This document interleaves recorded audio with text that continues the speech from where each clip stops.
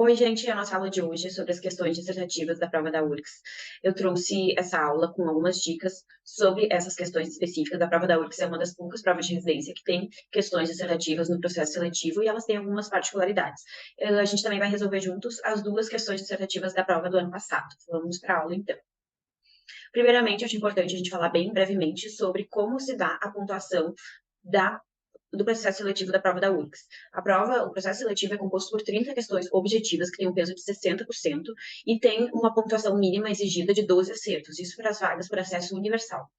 A parte dissertativa da prova é composta por duas questões, que têm um peso de 40%, e uma pontuação mínima de 16 pontos somadas as duas. Então, é possível zerar uma das questões e fazer no mínimo 16 pontos na outra.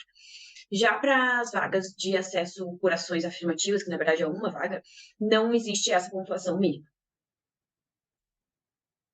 Então, a parte dissertativa da prova da URGS é composta por duas questões que trazem casos clínicos, trazem uma situação, um problema em saúde, e a gente precisa dissertar sobre essa questão, trazer um aspecto técnico para a questão, mas também sempre contextualizando com o Sistema Único de Saúde. Aqui tem os critérios de avaliação dessas questões dissertativas, e a gente vai falar bem brevemente sobre eles, sobre cada um deles. O bloco 1 avalia a qualidade da escrita, precisão e correção da linguagem, e tem uma pontuação máxima de 4 pontos. Então, só de a gente escrever corretamente, sem erro de português, a gente já pode pontuar 4 pontos na questão. O bloco 2 diz respeito ao conteúdo da resposta. Primeiramente, a atenção ao enunciado, vale 2 pontos. A atenção ao enunciado seria responder o que o enunciado pede, não fugir do tema, bem como o Enem cobra na redação mesmo. Segundo critério dentro do bloco de conteúdo, é a resposta objetiva à questão temática proposta, em coerência com os conhecimentos teórico-práticos básicos da área escolhida pelo candidato no cenário de prática das redes de atenção à saúde, do SUS. Esse é o critério que vale mais na pontuação, vale 6 pontos, e diz respeito ao conhecimento técnico da especialidade. Então, aqui é a parte que a gente responde, que vai ser avaliado, que a gente responde sobre o diagnóstico, sobre o tratamento cirúrgico, mas também a prova da URGS tem uma particularidade que deve ser contextualizado com as redes de atenção à saúde do SUS. A gente tem que mostrar que tem um conhecimento sobre essa organização do Sistema Único de Saúde. Em seguida, a articulação dos argumentos com os debates contemporâneos da área específica e do sistema de saúde vigente. Vale 3 pontos esse critério e diz respeito aos aspectos mais atuais dentro da área de cirurgia e dentro do SUS. Depois, estruturação de texto com consistência argumentativa, valendo 2 pontos, e capacidade crítico-reflexiva, valendo 3 pontos. Esses dois últimos critérios, na minha opinião, são critérios mais subjetivos, mas uma coisa que vale a pena pontuar é que mesmo a gente errando o diagnóstico ou até o tratamento cirúrgico proposto, a gente pode pontuar bem nas questões dissertativas. A gente não precisa acertar todos os pontos, porque a gente viu que tem vários critérios que são considerados na resposta. Então, como eu falei, é importante nas questões dissertativas a gente contextualizar com a organização do SUS. É importante a gente mostrar que tem esse conhecimento, por isso eu trouxe alguns conceitos importantes que a gente pode utilizar nas nossas respostas das questões dissertativas. Primeiramente, revisar os conceitos da organização do Sistema Único de Saúde em níveis de atenção. Basicamente, o SUS é dividido em diferentes níveis de atenção de acordo com a complexidade de cada caso.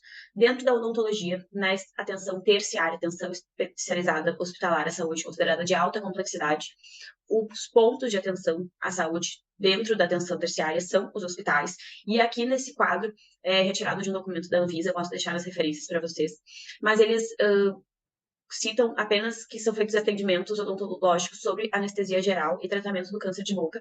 E, na verdade, essa informação está meio equivocada, porque na atenção hospitalar a gente faz muitos procedimentos sobre anestesia local também. Eu vou dar um exemplo, um caso, por exemplo, de um paciente anticoagulado, severamente anticoagulado. Ele pode ser encaminhado para atenção hospitalar para fazer um procedimento cirúrgico odontológico sob anestesia local. Mas na atenção terciária, seria o local mais apropriado, porque lá ele pode ser monitorado constantemente, ele pode ser internado no período pré ou pós-operatório, para a gente monitorar essa questão do sangramento e da hemostasia. Caso tenha alguma intercorrência grave, alguma hemorragia grave, ele está num ambiente adequado, onde ele pode receber uma transfusão sanguínea. Então, nem todo o atendimento odontológico na atenção terciária vai ser feito sob anestesia geral. Depois, a gente tem a atenção secundária, considerada de média complexidade, e na odontologia são principalmente os centros especializados odontológicos, os CELs. No CEL de cirurgia bucomaxilofacial são feitos principalmente dentes impactados, frenectomias, regularizações de rebordo, tracionamentos ortocirúrgicos, procedimentos de média complexidade. E na atenção primária, a atenção básica à saúde são as unidades básicas de saúde, UBS, e lá são feitos procedimentos cirúrgicos de baixa complexidade, por exemplo, exodontias mais simples, frenectomias também podem ser feitas, entre outros. Esse fluxograma, então, compõe a ideia do que é a rede de atenção à saúde. Todos esses pontos que compõem essa rede visam a atenção integral, o cuidado à saúde do paciente. E dependendo do que a questão da prova pede, vocês podem citar e explicar um desses pontos. Por exemplo, se a questão menciona um paciente acamado que não tem condições de se movimentar, de sair de casa, é muito importante que, além de explicar a técnica cirúrgica e o tratamento adequado, também seja mencionado que depois desse paciente passar por um procedimento cirúrgico na atenção terciária, na atenção hospitalar, ele deve ser contra-referenciado para a atenção básica e ele vai precisar de um acompanhamento com atenção domiciliar, com visitas domiciliares, de uma equipe multiprofissional, não apenas o dentista, mas uma equipe composta por médico, enfermeiro, visando sempre a integralidade da atenção à saúde desse paciente.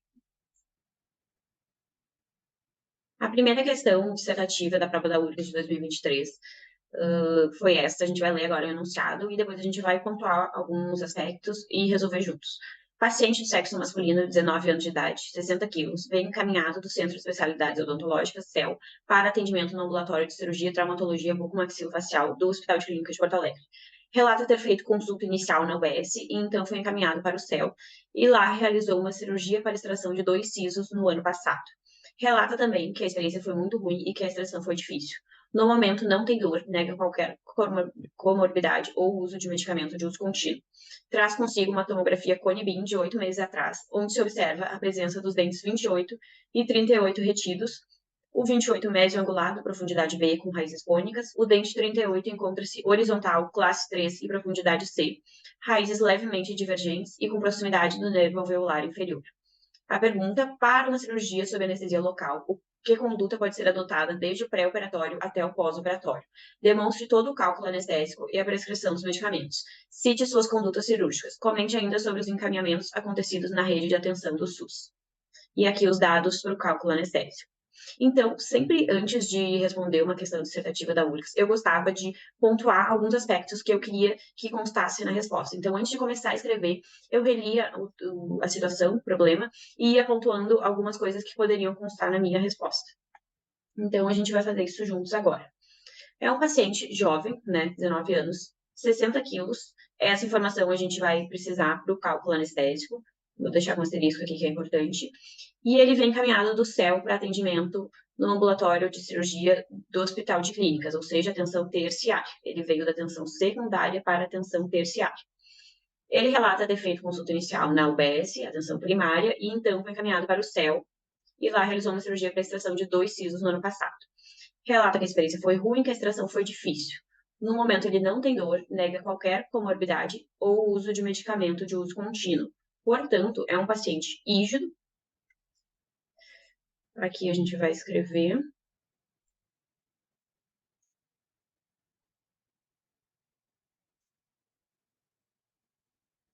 E classificado como ASA 1, de acordo com a classificação ASA. Portanto, a primeira coisa que me chama a atenção é que ele é um paciente sem um problema sistêmico e que foi encaminhado para a extração de sisos na atenção terciária. Dependendo do caso, se é uma cirurgia muito complexa, o encaminhamento é até justificado, mas a gente vai ver agora as características dos dentes que ele apresenta. Ele trouxe uma tomografia Cone-Beam de 8 meses. De acordo com o RUP, um exame de imagem que tem até 1 ano, a gente não precisaria repetir o exame, então a gente não precisa solicitar um novo exame, seja uma tomografia ou seja uma panorâmica. Ele tem os dentes 28 e 38 retidos, então ele precisa de uma técnica cirúrgica aberta.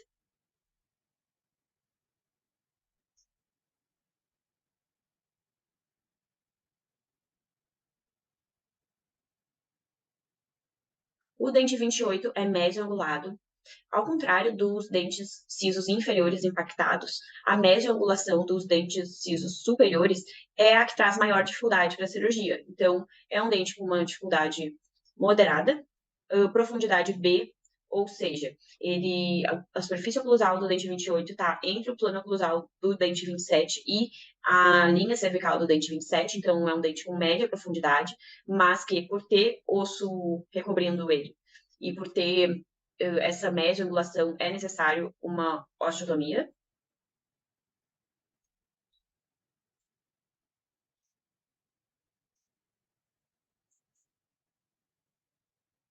E é um dente com raízes cônicas. Isso é bem favorável, portanto, provavelmente não precisa odontosecção. Já o dente 38, ele é horizontal. Entre as angulações possíveis para os dentes cisos inferiores, a horizontal é a segunda que traz menor dificuldade, só fica atrás da média angular, então não é tão complexo. Porém, ele é classe C classe 3 com profundidade C. Classe 3 significa que toda a coroa dele está coberta pelo ramo da mandíbula, e a profundidade C significa que a superfície oclusal dele está abaixo da linha cervical do segundo molar adjacente. Então, é um dente que tem uma complexidade maior, precisa de uma ostectomia e uma odontosecção.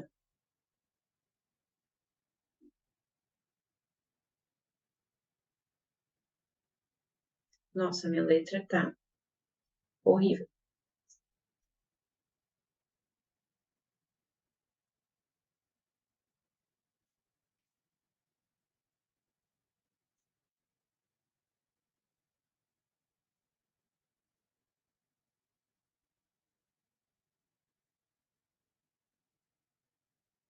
O dente 38, então. Aqui é osteotomia, tá? Ele tem raízes levemente divergentes também, o que corrobora a indicação da odontosecção.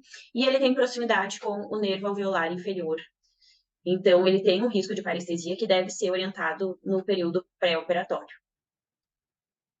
A questão pede ainda para demonstrar o cálculo anestésico. Aqui eles têm um erro de formulação da questão. Eles dizem que o anestésico a ser utilizado é articaína com epinefrina 1 para 100 mil, articaína 4%, e eles trazem a dose máxima da lidocaína, que coincidentemente é a mesma da articaína 4%. Mas eu acredito que foi um erro de formulação da questão. E outra questão que tem um erro é a dose máxima da epinefrina por consulta. Eles colocaram uma dose bem baixa, que não é a recomendada pelo Malamed.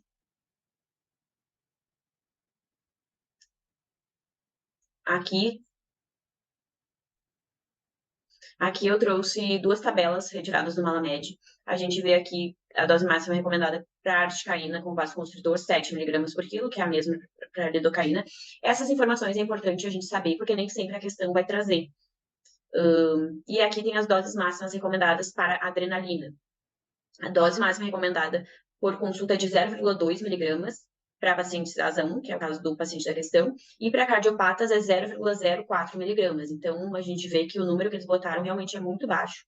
Mas o que eu fiz ano passado, eu segui os valores que eles passaram, tá? Por mais que eu sabia que estava errado esses valores, se tivesse que recorrer, é mais fácil a gente recorrer com uma informação que tem na questão do que com uma informação de um livro que, na verdade, a URGS nem referencia os livros, eles só colocam tópicos dos assuntos no conteúdo programático da prova.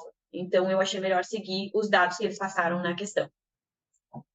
Aqui, então, eu trouxe a descrição do cálculo anestésico. Primeiro, a gente calcula a dose máxima para a articaína 4%, considerando o peso do paciente, que é falado na questão, a dose máxima de articaína, que é a mesma da lidocaína que eles passaram no enunciado, o valor que eles passaram no enunciado, 7 miligramas por quilo, a gente faz 60 vezes 7, a gente tem uma dose máxima de 420 miligramas. Depois, a gente precisa saber qual é a quantidade de articaína em um tubete. Pode ser que a gente saiba essa informação decor, que em um tubete de 1,8 ml de articaína 4% tem 72 miligramas de articaína, mas se a gente não lembra desse dado, a gente consegue calcular sabendo a concentração. Esse 4% indica que há 4 gramas em 100 ml da solução.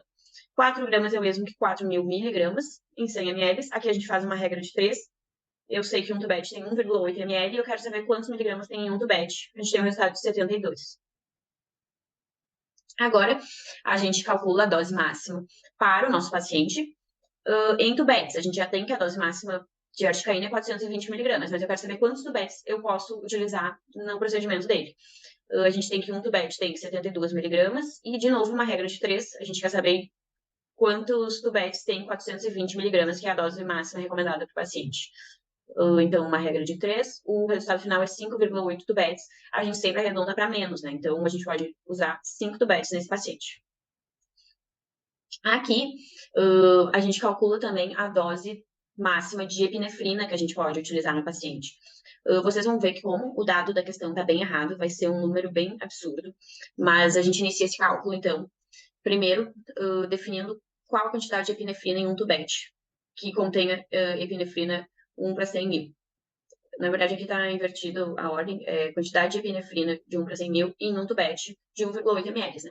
Um tubete de 1,8 ml, a informação, a gente pode saber decor que em um tubete tem 0,018 miligramas de epinefrina, mas a gente também pode descobrir esse valor, se a gente não lembra na hora da prova, de acordo com essa concentração, 1 para 100 mil. 1 para 100 mil significa 1 grama para 100 mil ml. 1 grama é o mesmo que 1.000 miligramas para 100 mil ml, aqui é uma regra de 3 de novo. Eu quero saber quantas miligramas tem em 1,8 ml, que é a quantidade que tem em um tubete. Então, aqui a regra de 3, a gente tem que X é a quantidade de miligramas em um tubete, é 0,018 miligramas de epinefrina em um tubete. Isso quando a concentração da epinefrina é 1 para 100 mil.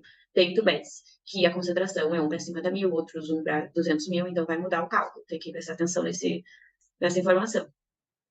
E aqui eu calculo a dose máxima em tubetes. A gente tem que em um tubete tem 0,018 miligramas, e eu usei o dado que ele me passou, que de novo está errado, mas como a questão nos passou, a gente vai usar esse dado, 0,03 miligramas por consulta. De novo, faz uma regra de 3, e a gente pode usar no paciente 0,16 tubetes. É um número bem absurdo, mas eu respondi assim na prova, e eu pontuei relativamente bem nessa questão, então deu tudo certo.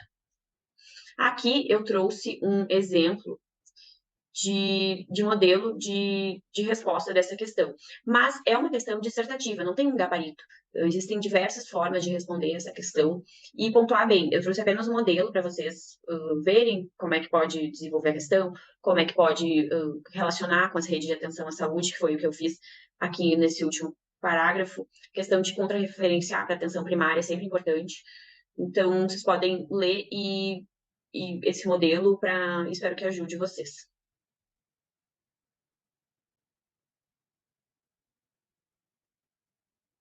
Segunda questão da prova da URGS do ano passado, situação 2, a gente vai ler de novo e vai pontuar alguns aspectos que a gente quer que conste na resposta, que nem a gente fez na questão anterior. Paciente de 17 anos do sexo feminino, de um município distante cerca de 50 quilômetros da capital, vem acompanhada pela mãe que relata terem notado aumento de volume na face há 5 ou 6 anos e procurado um cirurgião dentista particular há 1 ano, quando foram realizadas radiografia panorâmica e biópsia na mandíbula. O laudo tinha uma descrição histológica que dizia proliferação intramedular de trabéculas ósseas irregulares entremeadas por tecido fibroso. Observa-se um estroma fibroso celular e trabéculas de osso imaturo irregulares, não conectadas umas às outras, com formas curvilíneas. A paciente relata episódios raros de dor, tipo lancinante, na região de pré-molares inferiores. Ao exame clínico, exibia assimetria facial com expansão das corticais ósseas vestibular e lingual, de consistência endurecida, localizada na altura de pré-molares e molares mandibulares do lado esquerdo. A mucosa apresentava-se íntegra, coloração normal, com diminuição da profundidade do sulco vestibular pelo aumento de volume na área envolvida. Os dentes da região não possuíam mobilidade, eram rígidos e respondiam positivamente ao teste térmico de vitalidade pulpar. Radiograficamente, visualizava-se um padrão levemente radiopaco do trabeculado, chamado vidro despolido, presente em lesões mistas, radiolúcidas e radiopacas, expansivas e mal delimitadas, nas quais não se conseguem definir limites com o osso normal adjacente. Quais ou são os possíveis diagnósticos, qual é a conduta frente ao caso, elabore um plano de tratamento levando em consideração os conhecimentos e as técnicas da área de cirurgia, traumatologia bucomaxilofaciais, com os recursos e as diretrizes do Sistema Único de Saúde. Então, a gente vai pontuar alguns aspectos agora.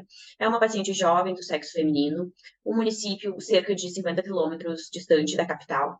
Esse é um aspecto que a gente pode pontuar e relacionar com o Sistema Único de Saúde. No modelo que eu fiz, que eu vou mostrar para vocês em seguida, eu não pontuei esse aspecto, mas é algo que a gente pode comentar, que a paciente pode precisar de um transporte público da prefeitura ou um transporte via SAMU, que é uma questão a ser considerada. Ela vem acompanhada pela mãe, relata terem notado aumento de volume na face há 5 ou 6 anos. Esse é um ponto importante que a gente também pode pontuar. Ela tem um aumento de volume, uma simetria facial há mais de 5 anos, então isso sugere que ou ela não tinha um acompanhamento periódico na atenção primária, na unidade básica de saúde, ou essa simetria facial que ela apresentava não tinha sido percebida pelo cirurgião dentista da unidade. Ela procurou um cirurgião dentista particular há 1 ano e ela possui uma radiografia panorâmica e também fez uma biópsia na mandíbula. O laudo tinha algo que a gente pode pontuar nessa questão é que o exame radiográfico foi feito há 1 ano, por isso, quando ela chegou na atenção terciária, é recomendado que a gente peça um novo exame de imagem. O mais indicado seria uma tomografia computadorizada, porque a gente consegue olhar todos os cortes, né, todos os planos, e consegue ter uma ideia da extensão dessa lesão, diferente de uma radiografia, que é uma imagem bidimensional. O laudo tinha uma descrição histológica que dizia proliferação intramedular de trabéculas ósseas irregulares entremeadas por tecido fibroso. Observa-se um estroma fibroso celular e trabéculas de osso imaturo irregulares, não conectadas umas às outras, com formas curvilíneas. Essa questão, trabéculas ósseas irregulares entremeadas por tecido fibroso, é a descrição das lesões, das doenças fibroósseas, em que tem uma substituição progressiva do tecido ósseo por tecido fibroso. Então, as nossas hipóteses diagnósticas devem conter lesões fibroósseas.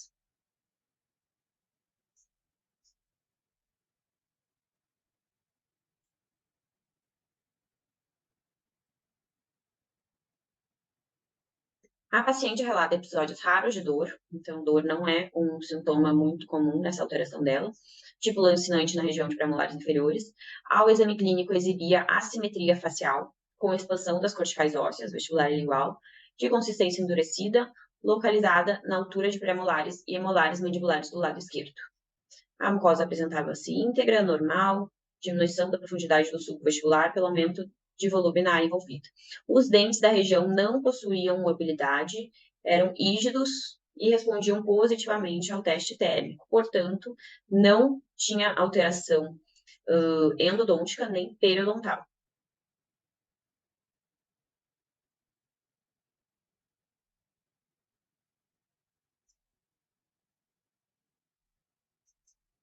Radiograficamente, visualizava-se um padrão levemente radiopaco do trabeculado, chamado vidro despolido. Essa é a informação, na minha opinião, a informação mais importante que a questão nos traz, porque quando a gente lê vidro despolido, não são muitas lesões que têm essa alteração. Entre as lesões fibroósseas, a que se caracteriza por essa alteração é a displasia fibrosa, então ela acaba sendo a nossa hipótese diagnóstica principal.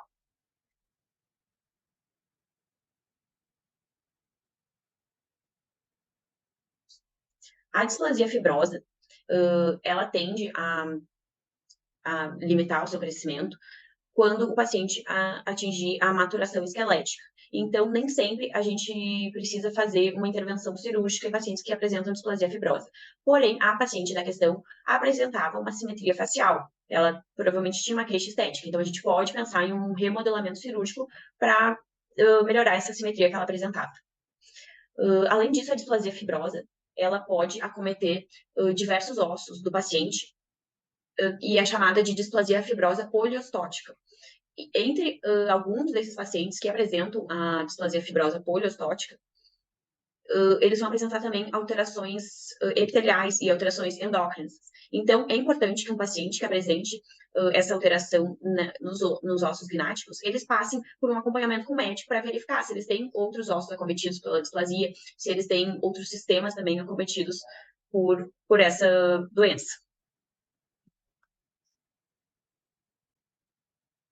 Então, essa foi a resposta que eu elaborei a partir dos pontos que a gente comentou agora juntos. De novo, não tem um gabarito para essas questões dissertativas, são apenas alguns pontos que eu achei importante, pode ser que vocês achem outros pontos importantes. A gente pode também discutir isso no grupo do WhatsApp. Se tiverem algumas dúvidas, algumas sugestões, também podem mandar. Essa foi a aula, então, que eu preparei hoje. Espero que tenha ajudado alguém. Desejo boa prova para vocês. Leiam o enunciado com calma. Qualquer dúvida, eu fico à disposição. Abraço.